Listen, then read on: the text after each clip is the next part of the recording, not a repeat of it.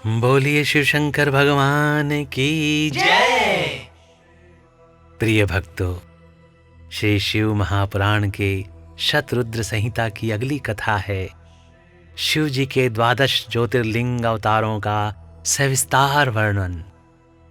भक्तों, बहुत आनंद आने वाला है। तो आइए आरंभ करते हैं इस कथा के साथ 42वां अध्याय। नंदीश्वर जी कहते हैं कि हे मुने, अब तुम सर्वव्यापी भगवान शंकर के 12 अन्य ज्योतिर्लिंग स्वरूपी अवतारों का वर्णन श्रवण करो, जो अनेक प्रकार के मंगल करने वाले हैं। उनके नाम ये हैं: सौराष्ट्र में सोमनाथ, श्रीशैल पर मल्लिकार्जुन, उज्जैनी में महाकाल, ओमकार में ओमरेश्वर, हिमालय पर केदार, दाकिनी में भीमशंकर, काशी में विश्वनाथ, गोमती के तट पर त्र्यंबकेश्वर, चिताभूमि में वैद्यनाथ, दारुकवन में नागेश्वर, सेतुबंध पर रामेश्वर और शिवालय में घुष्मेश्वर। हे मुने, परमात्मा शंभु के ये ही वे 12 अवतार हैं। ये दर्शन और स्पर्श करने से मनुष्यों को सब प्रकार का आनंद प्राप्त होता है। हे मुने, उनमें पहला अवतार सोमनाथ का है। यह चंद्रमा के दुख का विनाश करने वाला है। इनका पूजन करने से क्षय और कुष्ठ आदि रोगों का नाश हो जाता है। यह सोमेश्वर नामक शिवावतार सौराष्ट्र नामक पावन प्रदेश में लिंग रूप से स्थित है। पूर्व काल में चंद्रमा ने इसकी पूजा की थी।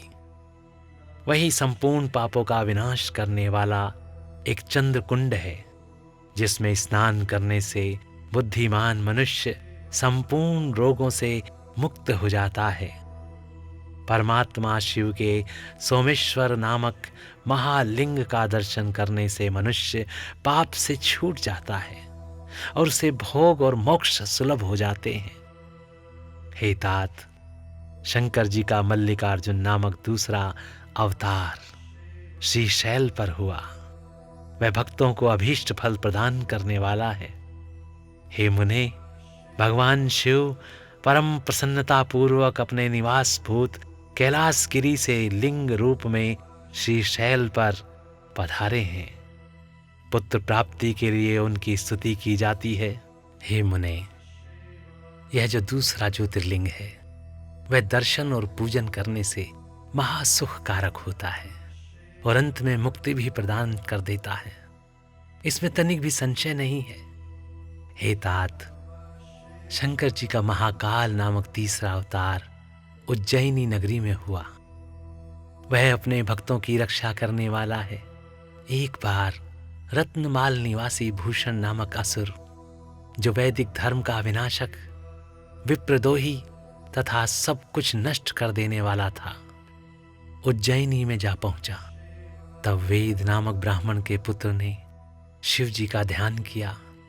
फिर तो शंकर जी ने तुरंत ही प्रकट होकर हुंकार द्वारा उस असुर को भस्म कर दिया। तत्पश्चात अपने भक्तों का सर्वथा पालन करने वाले शिव देवताओं के प्रार्थना करने पर महाकाल नामक ज्योतिर्लिंग स्वरूप से वहीं प्रतिष्ठित हो गए। इन महाकाल नामक लिंग का प्रयत्न पूर्वक दर्शन और पूजन करने से मनुष्य की सारी कामनाएं पूर्ण हो जाती हैं और अंत में उसे परम गति प्राप्त होती है। परम आत्मबल से संपन्न परमेश्वर शंभु ने भक्तों को अभीष्ट फल प्रदान करने वाला ओमकार नामक चौथा अवतार धारण किया। हे मुनि, विघ्नगिरी ने भक्ति पूर्वक विधि विधान से शिव जी का पार्थिव लिंग स्थापित किया। उसी लिंग से विघ्न का मनोरथ पूर्ण करने वाले महादेव प्रकट हुए। तब देवताओं के प्रार्थना करने पर भुक्ति मुक्ति के प्रदाता भक्तवत्सल लिंग रूपी शंकर वहां 2 रूपों में विभक्त हो गए। हे मुनीश्वर, उनमें एक भाग ओमकार में ओमकारेश्वर नामक उत्तम लिंग के रूप में प्रतिष्ठित हुआ और दूसरा पार्थिव लिंग परमेश्वर नाम से प्रसिद्ध हुआ। हे मुने, इन दोनों में जिस किसी का भी दर्शन पूजन किया जाए उसे भक्तों की अभिलाषा पूर्ण करने वाला समझना चाहिए। महामुने, इस प्रकार मैंने तुम्हें इन दोनों महादिव्य ज्योतिर्लिंगों का वर्णन सुना दिया।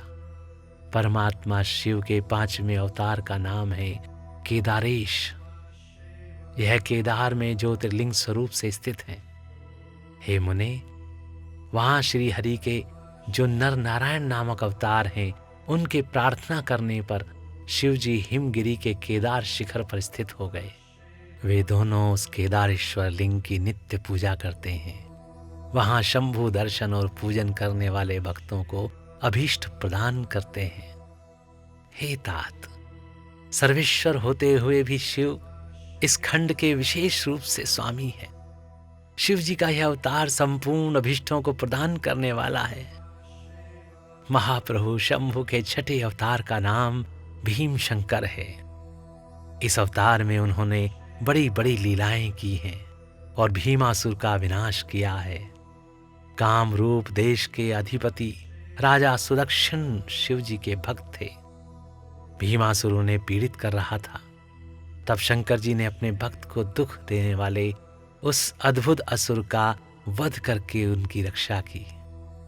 फिर राजा सुदक्षिण के प्रार्थना करने पर स्वयं शंकर जी डाकिनी में भीम शंकर नामक ज्योतिर्लिंग स्वरूप से स्थित हो गए। हे मुने, जो समस्त ब्रह्मांड स्वरूप तथा भोग मोक्ष का प्रदाता है, वह विघ्नेश्वर नामक 7वां अवतार काशी में हुआ।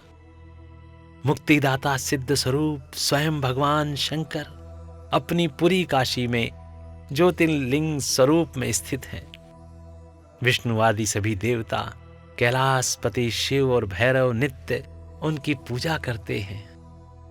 जो काशी विश्वनाथ के भक्त हैं और नित्य उनके नामों का जप करते रहते हैं, वे कर्मों से निर्लिप्त होकर कैवल्य पद के भागी होते हैं। चंद्रशेखर शिव का जो त्र्यंबक नामक 8वां अवतार है, वह गौतम ऋषि के प्रार्थना करने पर गौतमी नदी के तट पर प्रकट हुआ था।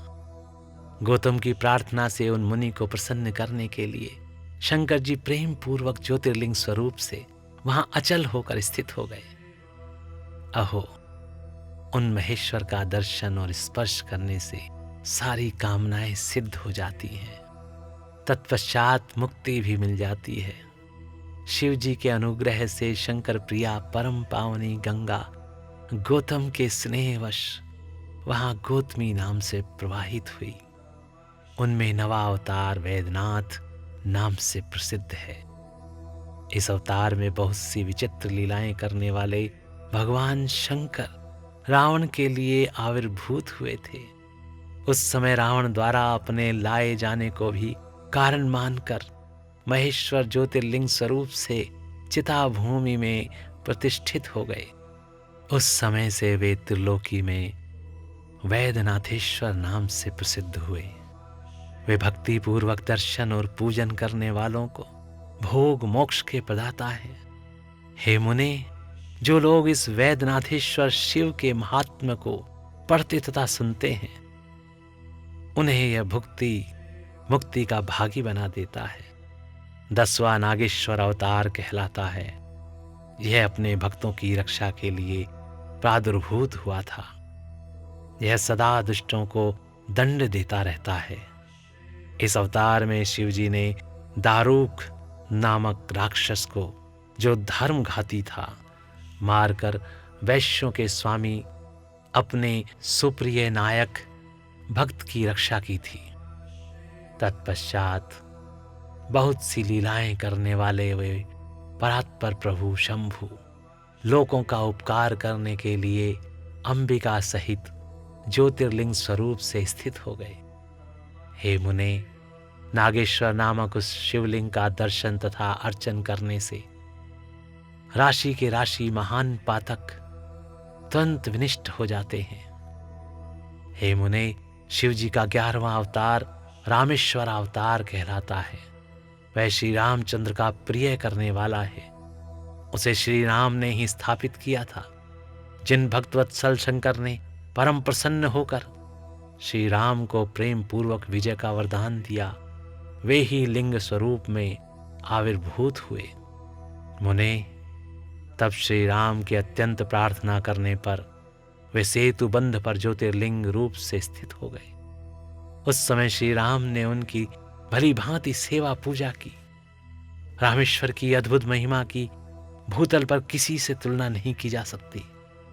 वह सर्वदा भुक्ति मुक्ति की प्रदायिनी तथा भक्तों की कामना पूर्ण करने वाली है।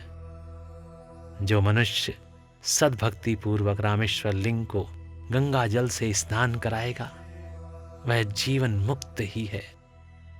वह इस लोक में जो देवताओं के लिए भी दुर्लभ है, ऐसे संपूर्ण भोगों को भोगने के पश्चात परम ज्ञान को प्राप्त होगा। फिर उसे कैवल्य मोक्ष मिल जाएगा।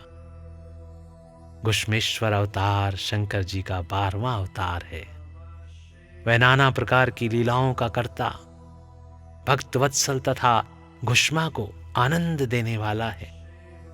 मुने, घुष्मा का प्रिय करने के लिए भगवान शंकर दक्षिण दिशा में स्थित देवशैल के निकटवर्ती एक सरोवर में प्रकट हुए। मुने, घुष्मा के पुत्र को सुदेह ने मार डाला था। उसे जीवित करने के लिए घुष्मा ने शिव जी की आराधना की। तब उनकी भक्ति से संतुष्ट होकर भक्तवत्सल शंभु ने उनके पुत्र को बचा लिया। तदंतर कामनाओं के पूरक शंभु घुष्मा की प्रार्थना से उस तड़ाग में ज्योतिर्लिंग स्वरूप से स्थित हो गए। उस समय उनका नाम घुश्मेश्वर हुआ।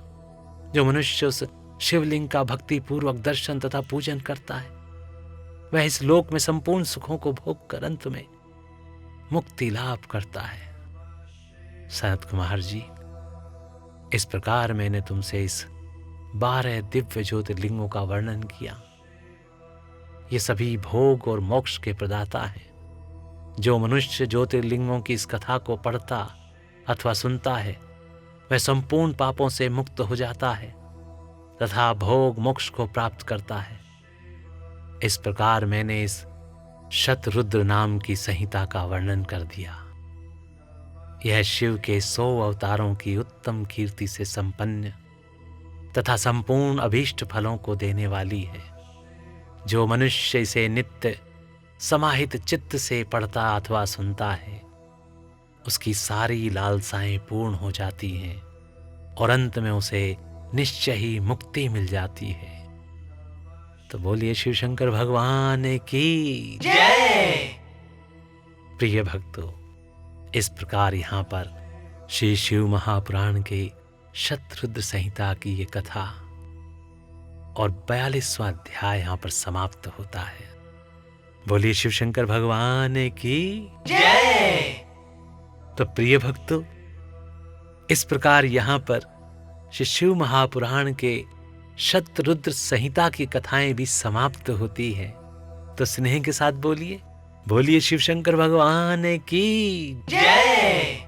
ओम नमः शिवाय, ओम नमः शिवाय, ओम नमः शिवाय।